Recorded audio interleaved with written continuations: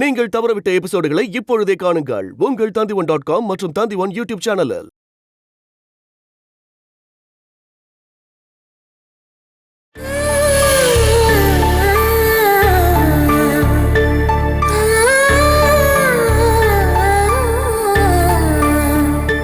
இந்த வீட்டுக்கு வர வேணான்னு நான் தான் உங்ககிட்ட சொன்னல பாலா. அம்மா ஆசீர்வாதம் பண்ணுவாங்க, பிரார்த்தனை பண்ணுவாங்க. இதெல்லாம் சும்மா. இவங்க யாருக்கும் நான் வேண்டாதவன். அத்தை, நாளைக்கு ஹாஸ்பிட்டல் அட்மிட் ஆகிறதுக்கு முன்னாடி உங்களை பத்தின நல்ல எண்ணம் மனசுல பதியறதுக்காக, உங்களுடைய பையனுக்காக ஒரே ஒரு நிமிஷம் தயவு செஞ்சு ஒதுக்கி கொடுங்க. இவன் இப்போ உனக்கு சொந்தம் இல்ல, அம்மா கிடையாது. இவனுக்கு எல்லாமே பொண்டாட்டி பசங்க தான். அவங்க மனசும் பிரார்த்தனையும் இவனுக்கு போதும். நீங்க இப்படிதான் சொல்லுவீங்கன்னு நான் ஏற்கனவே எதிர்பார்த்தமா. இவ உன் வாழ்க்கையில வந்ததோ நான் உன்னை ஒதுக்கி வச்சுட்டேன். இதுக்கப்புறம் நீ உயிரோட இருந்தாலும் செத்தாலும் எனக்கு என்னடா பிரயோஜனம்? உனக்கோ இவளுக்கோ இல்ல உங்க பசங்களுக்கோ என்ன ஆனாலும் சரி, ஒரு துளி கண்ணீர் கூட நான் விட மாட்டேன். பாலா, நாம வீடு மாறி வந்துட்டோம். இது என்னோட அம்மா இல்ல, சரியா? வா போலாம். என்னங்க, இவங்க காலில் விழுந்து ஆசீர்வாதம் வாங்கிட்டு போலாம். என் காலடியில் இருக்கிற மண்ணை கூட நீங்க தொடவே கூடாது. வா பாலா. கிளம்புடா, கடைசியா நான் உன்னை பார்த்துட்டேன். உங்க வாயில இருந்து சாபம் மட்டும்தான் வருமா என்ன? என்ன கஷ்டப்படுத்தினா நான் சாபம் கொடுப்பேன். அந்த சாபம் பலிக்கும். உங்க சாபம் பலிக்காது. ஆபரேஷன் முடிஞ்சு நல்ல ஆரோக்கியத்தோட என் புருஷனை எங்க நான் கண்டிப்பா கூட்டிட்டு வருவேன். பெத்தவ கொடுத்த சாபத்தை விட அதிகமான சக்தி தாலி கட்டினவருடைய வாழ்க்கையில இருக்குன்னு நான் உங்களுக்கு நிரூபிக்கிறேன். நீ வா பாலா.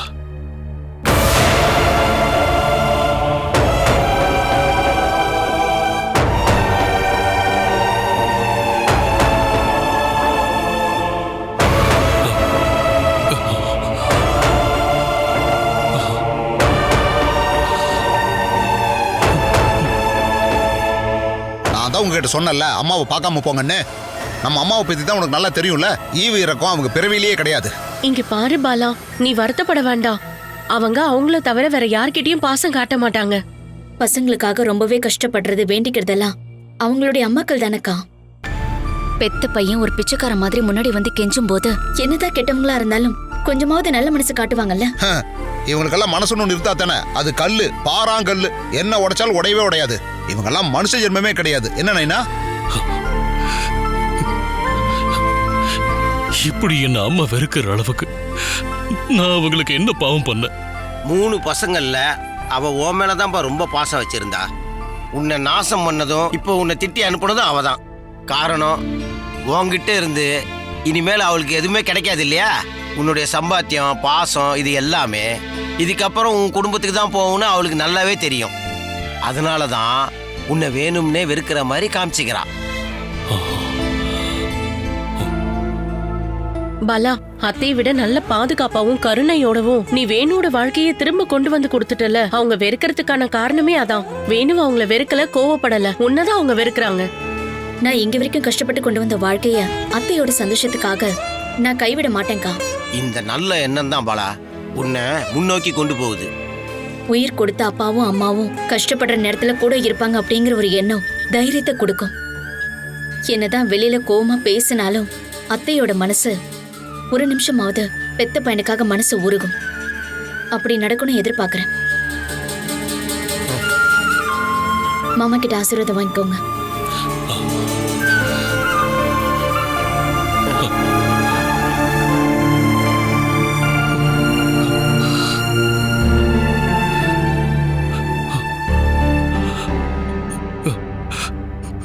ஒரு மகங்கிற முறையிலையும் ஒரு மனுஷங்கிற முறையிலையும் நான் உங்களுக்கு எதிராக பண்ண எல்லா தப்புகளுக்கும் நான் மன்னிப்பு கேட்டுக்கிறேன்ப்பா.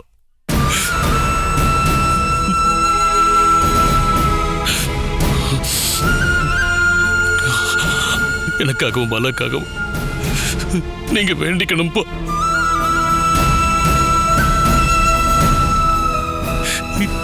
என்ன ஆசீர்வாதம் பண்ணுங்கப்பா.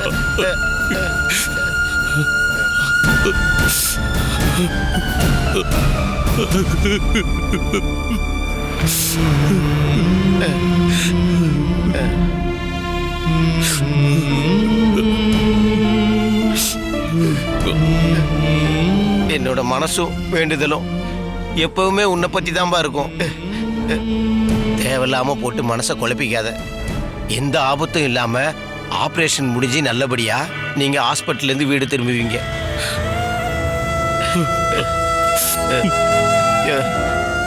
டேய் வேணு, என்னால பேச முடியலடா. நீ என்கிட்ட எதுவுமே சொல்ல வேண்டாம். நம்ம மறுபடியும் சந்திப்போம்டா. அது என்னன்னு தெரியல, ஒரு சின்ன விஷயம்னா கூட எனக்கு அழுக முட்டிக்குது.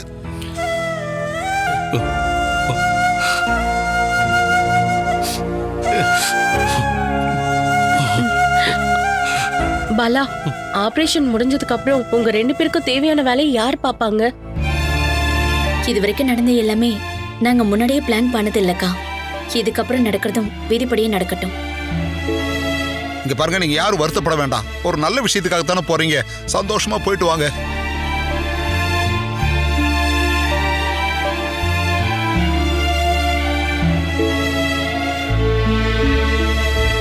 போயிட்டு வர மாமா. கடவுள் ஆசீர்வாதம் எப்பவுமே இருக்கும். ஊர்க்காரங்க எல்லாரையும் வர வச்சு சொல்லிட்டு போக வேண்டியதானே? நீ இவன் உயிரை காப்பாற்ற தானே முயற்சி பண்ற. அதுக்கு எங்க உதவி உனக்கு எதுக்கு? வீட்டுக்கு வெளியே நின்று எதுக்காக டிராமா போட்டுக்கிட்டு இருக்க? இவனை கூட்டிட்டு போடி.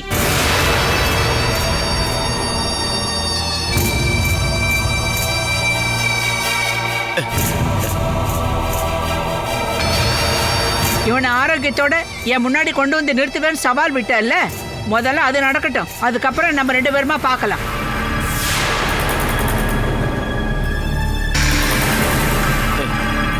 அப்புறம் இன்னொரு விஷயம், இவனுக்கு ஏதாவது ஆச்சுன்னா இந்த வீட்டுக்குள்ள கால் எடுத்து வைக்க கூட உனக்கு யோகிதை இல்லாம போயிடும். அதோட எல்லாமே முடிஞ்சிரும்.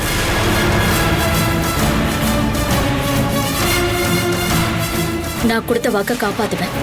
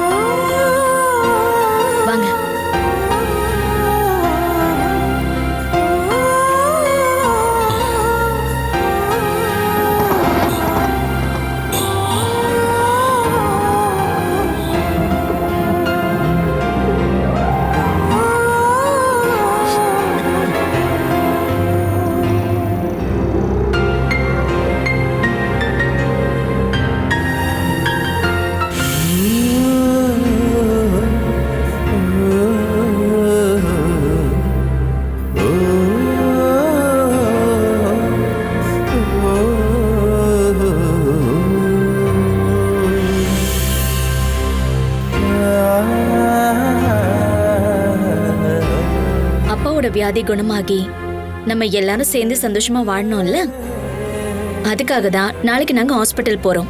அப்பாவோட வியாதி குணமாக நீங்க எதுக்காகமா ஆபரேஷன் பண்ணிக்கிறீங்க? நான் அதுக்கு தயாரா இருந்தாதான் அப்பாவோட உயிரை காப்பாத்த முடியும். நாளை காலையில பிரீத்தி ஆண்டி வருவாங்க. நீங்க அவங்க கூட போகணும். எங்க 2 பேரையும் பார்க்கணும்னு தோணுச்சுன்னா பிரீத்தி ஆண்டி கிட்ட சொன்னாலே போதும். அவங்க ஹாஸ்பிட்டல் கூட்டிட்டு வந்து காட்டுவாங்க. நீங்க போயிட்டு திரும்ப வர வரைக்கும் நாங்க நம்ம வீட்லயே இருக்கிறோமா? அது சரி வராதுமா. எத்தனை நாளைக்கு ஹாஸ்பிட்டல்ல இருக்கணும்னு சொல்ல முடியாது. நீங்க எதுவும் சொல்லாம அம்மா பேச்ச கேட்கணும்.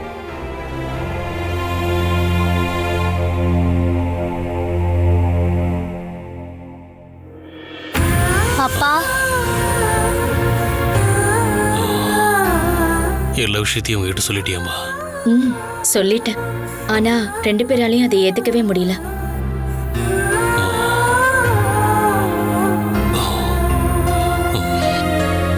உங்க அம்மா உங்க 2 பேரையும் ரொம்பவே கஷ்டப்பட்டதா வளர்த்துருக்கா.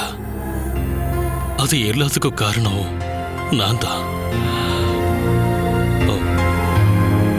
உங்களையும் உங்க அம்மாவையும் கஷ்டப்படுத்தினதுக்கான தண்டனை தான் இப்ப எனக்கு கிடைச்சிருக்கு. வியாதி உள்ள அப்பாவால வேலைக்கு போய் வாழ முடியாதுப்பா. அப்பாவுக்கு முடியாம கட்டில படுத்து கிடக்கும்போது அம்மாவால எப்படி வேலைக்கு போக முடியும்? ஸ்கூல் ஃபீஸ் கட்டணும், புக்ஸ் வாங்கணும், அப்புறம் சாப்பாட்டுக்கு கூட காசு இல்லாம நாம பட்டினியா இருக்க வேண்டியிருக்கும். அதுக்கு ஒரு முடிவு கிடைக்கணும்னா அப்பாவோட வியாதி சரியாகணும். அதுக்காக தான்ப்பா உங்க அப்பாவை கூட்டிட்டு அம்மா நாளைக்கு ஹாஸ்பிட்டலுக்கு போறா. நாம எல்லாரும் நல்லபடியா ரொம்ப சந்தோஷமா வாழ்ந்து காட்டணும் இல்லம்மா?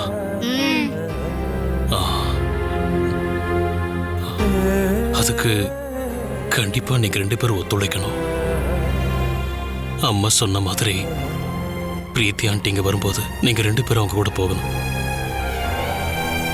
உங்க அப்பா அம்மாக்காக நீங்க பிரார்த்தனை பண்ணணும். உங்களோட வியாதி குணமாக நாங்க என்ன வேணாலும் செய்யறோம்ப்பா. ஆமாப்பா.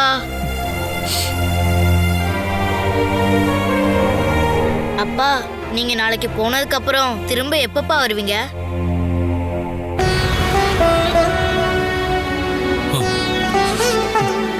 உடனே வந்துருவோம், உடனே வந்துருவோம்.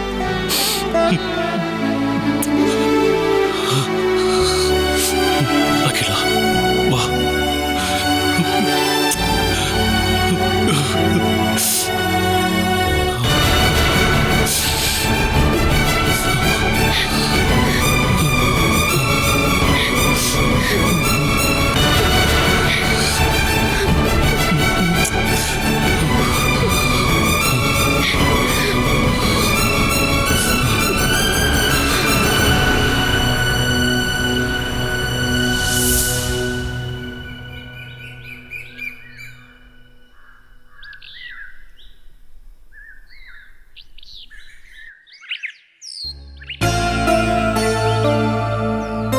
நீங்க 2 பேரும் போய் கார்ல ஏறுங்க. பாலா, பேக் அவர்கிட்ட கொடுத்துரு. என் கூட சூரஜனாவும் வரதா இருந்தாரு. ஆனா எல்லாரும் இங்க வந்து என்ன பிரயோஜனம்? ஹாஸ்பிட்டல் நடக்க வேண்டிய ஃபார்மாலிட்டிஸை முடிக்க போயிருக்காரு. சூரஜ் எங்களுக்காக ரொம்பவே கஷ்டப்படுறாரு. ஒரு தெளிவான முடிவெடுக்க லேட் ஆனதுனால நீ எந்த அளவுக்கு கஷ்டப்பட்ட, அதுல 100ல 1 பங்கு தான் அண்ணன் கஷ்டப்படுறாரு. இப்படி பண்ணாதானே பழைய கடன் அடைக்க முடியும்?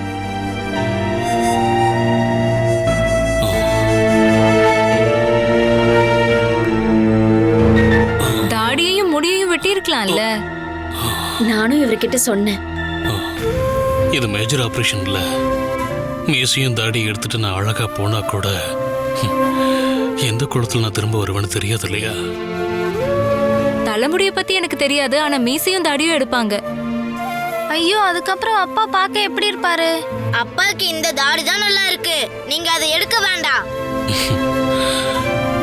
எடுக்கணும்னு டாக்டர் சொன்னாங்கன்னா கேட்டு தானே பார்க்கணும். சரி வாங்க போலாம். 11 மணிக்குள்ள ஹாஸ்பிட்டல்ல இருக்கணும். ஹாஸ்பிட்டல்ல இருந்து நீங்க பிரீத்தி ஆண்டி கூட போயிடுங்க. நாங்க ஹாஸ்பிட்டல்லே இருந்துக்கிறோமா? அதுக்கான வசதி எல்லாம் அங்க இல்லப்பா. நான் சொல்றதை கேளுங்க.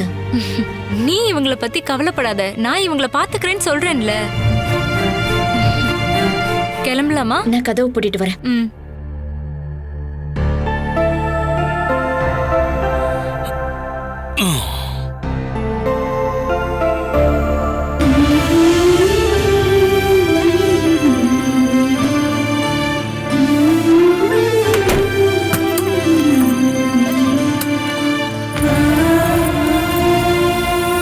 அப்பா, நாங்க கார்ல இருக்கட்டுமா? சித்தாராவும் சிவபிரசாதும் வந்து சாவியை வாங்கிப்பாங்க. ஹாஸ்பிட்டல் எத்தனை நாள் இருக்க போறோன்னு தெரியாதுல்ல. வீட்டையும் வாசலையும் வந்து கிளீன் பண்ணி வைக்கணும். இதுக்கப்புறம் வீட்டு வேலையை பத்தி எல்லாம் மறந்துரு. நீங்க 2 பேரும் ஆபரேஷன் முடிஞ்சு உங்க வாழ்க்கையில எவ்வளவு சந்தோஷமா இருக்க போறீங்கங்கறத பத்தி மட்டும் யோசிங்க. லேட் பண்ண வேண்டாம், கிளம்பலாம். வா வா.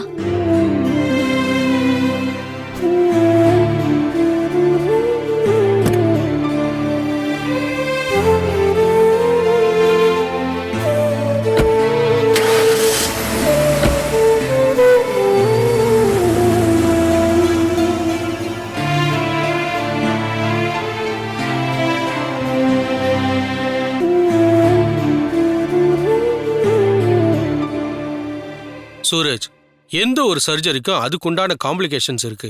குறிப்பா சொல்லணும்னா அனஸ்தீசியா கொடுக்குற கேஸ்ல. நான் தெரிஞ்சுக்க வேண்டியது அது இல்லை டாக்டர். டிரான்ஸ்பிளான்டேஷன் பண்ற கிட்னி எத்தனை வருஷம் ஒரு உடம்புல செயல்படும்? ரத்த சொந்தம் இருக்கிறவங்க கிட்னியை கொடுக்குறாங்க அப்படின்னா ரிஜெக்ஷன் குறைவா தான் இருக்கும். எமோஷன் அண்ட் ரிலேட்டிவ் டோனரா இருக்கும்போது அதை அனுசரிச்சு ரிசல்ட்டும் குறைஞ்சிருக்கும்.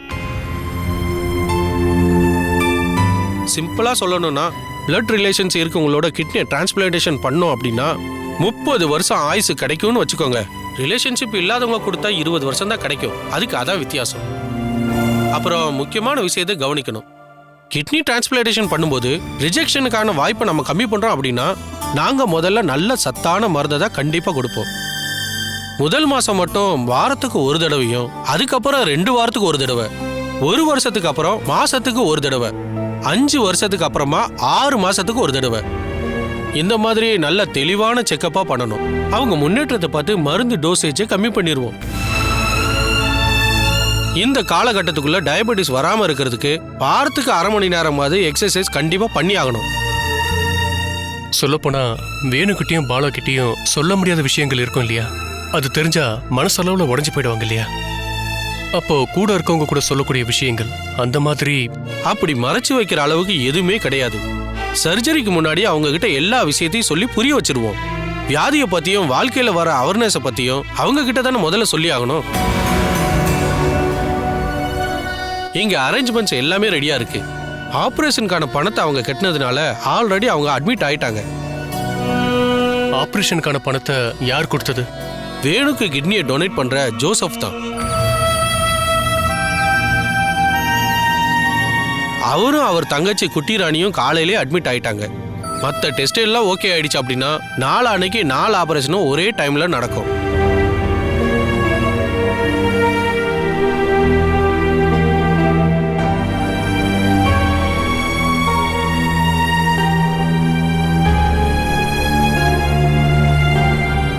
என்னம்மா, என்ன யோசிச்சுட்டு இருக்க? இல்லண்ணே, அதெல்லாம் ஒண்ணும் இல்ல. Excuse me.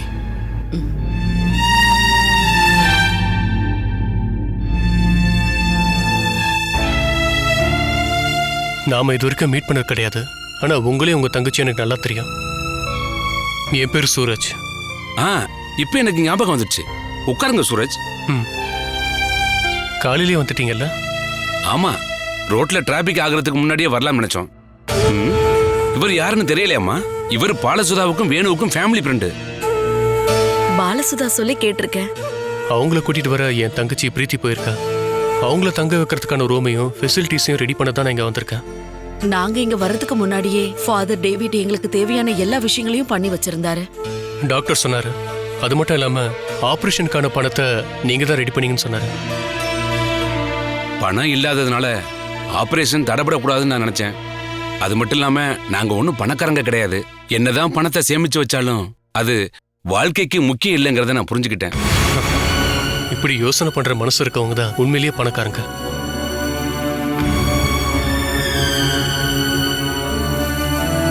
வாங்க.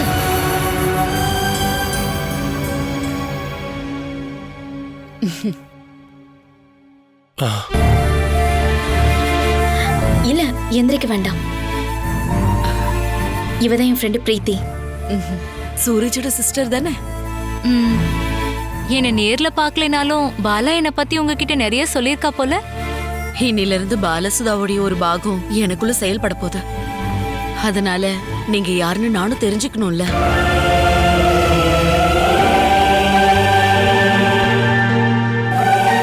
குழந்தைங்க எங்க? என் ஹஸ்பண்ட் கிட்ட விட்டுட்டு வந்திருக்கேன். இவங்க 2 பேரையும் ஹாஸ்பிட்டல்ல விட்டுட்டு நான் அவங்கள கூட்டிட்டு போயிருவேன். இப்படி சில பேர் எங்களுக்கு உதவி பண்றாங்கன்னு நினைக்கும் போதுதான் நிம்மதியா இருக்கு. இல்லைன்னா எந்த சப்போர்ட்டும் இல்லாம நான் எப்போ உடைஞ்சு போயிருந்திருப்பேன். உங்களுக்காக எங்களால இதை மட்டும்தான் பண்ண முடியுதுன்னு நினைக்கும் போது தான் கொஞ்சம் சங்கடமா இருக்கா. சரிங்க, நீங்க ரெஸ்ட் எடுத்துக்கோங்க. நாங்க எங்க ரூமுக்கு போறோம். வேணும் இந்தாங்க, ஆபரேஷனுக்கு பணம் கட்டின ரிசிப்ட். பத்திரமா வச்சுக்கோங்க.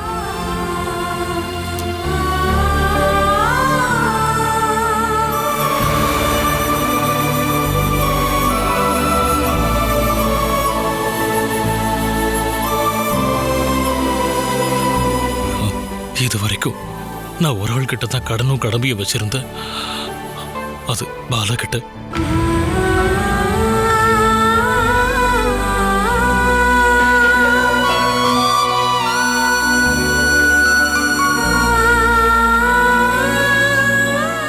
அதுக்கு அடுத்தபடியா உங்களுக்கு கடன் பட்டிருக்கு. ஆபரேஷன் முடிஞ்சு நான் நடக்க ஆரம்பிச்சதும் முதல்ல உங்க கடனை தான் நான் அடைக்க போறேன்.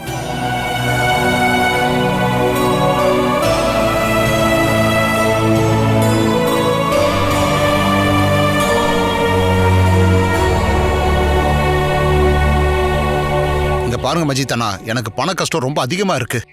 வேணுவோட ட்ரீட்மெண்ட்டுக்காக நான் ஏற்கனவே என் கையில இருந்து நிறைய பணத்தை செலவு பண்ணிட்டேன். உதவி பண்றதுக்கு வேற யார் இருக்காங்க? அப்புறம் சுமேஷை பத்தி உங்களுக்கு தெரியும்ல, அவனுக்கு அவன் வேலை தான் முக்கியம். இந்த ஊருக்குள்ள என்னோட பொசிஷன் என்னன்னு எல்லாருக்கும் நல்லா தெரியறதுனால நான் எங்க போய் பணம் கேட்டாலும் யார் வேணாலும் தருவாங்கங்கிறது உங்களுக்கே நல்லா தெரியும். ஐயோ, அது எனக்கு நல்லா தெரிஞ்சதுனால தான் இந்த விஷயத்துல நான் இது வரைக்கும் உங்ககிட்ட எந்த உதவியும் கேட்காம இருந்தேன். இங்க பாருங்க, என் தம்பியோட உயிரை காப்பாத்துறதுக்கு எனக்கு லட்சக்கணக்கில் பண உதவி தேவைப்படுது. ஒரு வெளிநாட்டு வாழ் தமிழருங்கிற முறையில் நீங்க கண்டிப்பா எனக்கு ஏதாவது உதவி பண்ணணும் மஜித் அண்ணா. அதிகமா ஒண்ணு வேண்டாம், ஒரு குறைஞ்சபட்சம் ஒரு 50,000 ரூபாய் கொடுத்தீங்கன்னா போதும். கிடைச்சா ரொம்ப யூஸ்ஃபுல்லா இருக்கும். என்னோட அக்கௌண்ட்ல நீங்க போட்டா போதும். ஹலோ ஹலோ ஹலோ மஜித் அண்ணா, கட் ஆயிருச்சு. கட் ஆகும். தம்பியோட ட்ரீட்மெண்ட்காக மத்தவங்க கிட்ட எல்லாம் பணம் கேட்டுட்டு இருக்கீங்களே, எவ்வளவு பணம் ரெடி பண்ணீங்க? எங்க போய் ரெடி பண்றது? கொடுக்கறவங்க எல்லாம் 10-50 கொடுத்தா எப்படிமா பணம் சேரும்? என் புருஷனை காப்பாத்துறதுக்காக பணம் வேணும்னு பாலா மட்டும் ஒரு வாட்ஸ்அப் மெசேஜ் போட்டு விட்டான்னா ஒரு பெரிய அமௌண்ட். கொஞ்சம் கூட வெக்கமே இல்லையாங்க?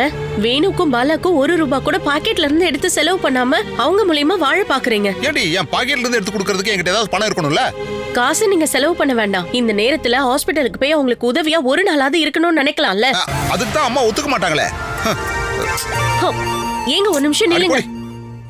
என்னங்க ஒரு நிமிஷம் அங்கேயே நில்லுங்க. உங்க அம்மாவோட அடிமையா எத்தனை நாளைக்கு தான் இப்படியே இருக்க போறீங்க? அது மட்டும் இல்லாம இங்க இருந்து ஏதாவது கிடைக்கும் நீங்க நினைக்கிறீங்களா என்ன? அது அமைதியாவும் பொறுமையாவும் இருந்தா கண்டிப்பா ஏதாவது கிடைக்கும். கிடைக்கும். இங்க நமக்கு அவமானம் மட்டும் தான் கிடைக்கும். அத்தை எல்லாத்தையும் தூக்கி சுமேஷ்க்கு கொடுத்துருவாங்க. அதுக்கு முன்னாடி தைரியமா இருந்து கிடைக்கிற எதையாவது வாங்குறதுக்கான தைரியம் உங்ககிட்ட இருக்கா என்ன? அது அந்த மாதிரி கேட்டேன்னா இப்போ முதல்ல உங்க அம்மாக்கு பயந்து வாழ்ந்துட்டு இருக்க அந்த அடிமைத்தனத்தை தூக்கி போடுங்க. என்ன உங்க அம்மா கிட்ட நேருக்கு நேர நின்னு பேசுறதுக்கான தைரியம் இருக்கா இல்லையா? அது இல்லடி, இவனுக்கு அதுக்கான தைரியம் இல்ல. ஆனா உனக்கு தைரியம் அதிகமா இருக்கு. கேளுடி. நீங்க கேட்ட நகையும் பணத்தையும் வரதட்சணையா கொடுத்துதான் நான் இந்த வீட்டுக்கு வந்தேன். எனக்கு தேவையான எல்லாத்தையும் செஞ்சு கொடுக்கறதுக்கு தான் இதோ இங்க இவர் நிக்கிறாரே. இப்படி ஒரு ஆளு இருக்கிற வரைக்கும் நான் உங்ககிட்ட எதையும் கேட்டு வரமாட்டேன். அப்படியே கேட்டாலும் எதுவும் கிடைக்காது.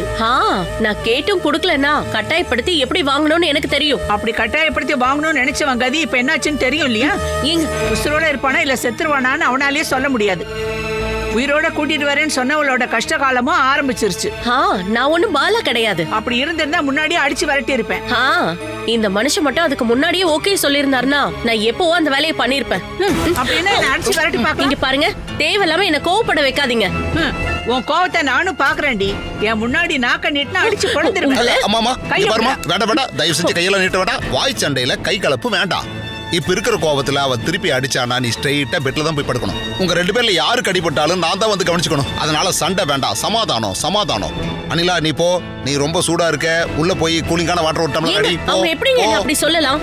என் பேச்ச கேக்குறவங்க மட்டும் இங்க இருந்தா போதும். இங்க பாருங்க அத்தை, என்ன தேவையில்லாம பேச வைக்காதீங்க. இங்க பாருங்க, உங்க அம்மா கிட்ட சொல்லி வைங்க. டேய், எப்படி நடந்துக்கணும்னு நீ சொல்லி தரியா இல்ல நான் சொல்லி தரவா? அவளுக்கு கிளாஸ் எடுக்கிறதுக்கு நீ தான் கரெக்ட். ஆனா நீ இன்னும் ஐதரலி காலத்துல இருக்க. நீ அவளை அடிக்கிறதுக்காக கட்டை எடுக்கிறதுக்குள்ள அவன் மண்டை உடைச்சிருவா பாத்துக்க. நீ தேவையில்லாம அவ கூட சண்டைக்கு போய் உன் பொண்டாட்டி என்ன ஆக்ரோஷமா கொல்ல வர்றான்னு என்கிட்ட கம்ப்ளைண்ட் மட்டும் கொண்டு வந்துடாத. இத்தனை வருஷம் இருந்து அவளை பத்தி நீ புரிஞ்சுக்கல. எந்த நிமிஷமும் வெடிக்க தயாரா இருக்கிற ஆட்டம் பாம் தான் அனிலா. நீ அவ கூட சண்டைக்கு போய் பாம்பு வெடிச்சு செத்துறாத. இங்க உன் மருமக கூட தேவையில்லாம சண்டை போட்டுட்டு இருக்காம ஹாஸ்பிட்டல் இருக்கிற உன் பெத்த மகனை போய் பார்த்தீங்கன்னா உனக்கு கடைசியில புண்ணியமாவது கிடைக்கும். என்ன லுக்குடா.